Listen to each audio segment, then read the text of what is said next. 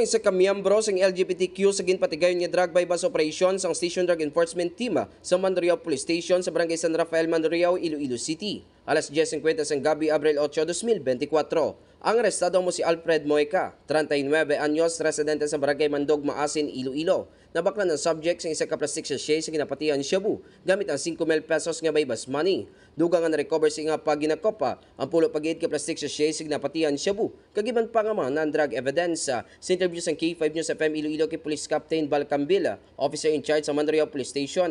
Ginpayag siningi sa kabulan nila monitoring. Antes ginkasana sambit nga operasyon. Dugang pa sa ngepeng nga konektado si Moica sa nadakpan sa Nguliwik sa ginkasaman nga bypass operation sa isa kautela. Kagini ang nakagiman preso sa dong tuig 2017 kag nakagwa sa 2020 sa kasubong man nga kaso. Ginabata sa 53 gramos ang recover nga suspected shabu kag may arin sa estimated market value nga 1,060,000 pesos.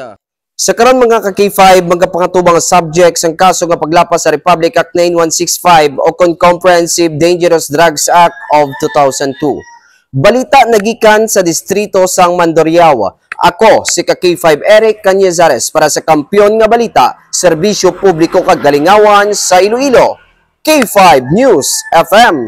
This news is brought to you by, do you feel tired all the time? Do you have frequent infections? Do you have always cold? It's a sign of low immune system. Boost your immune system with Clinica D3 Bio, antibacterial, natural antioxidant, immune system booster. Clinica D3 Bio has vitamin D3, lauric acid, and monolurine to fight against all viruses. Try Clinica Vitamin D3 with Coccus nocifera.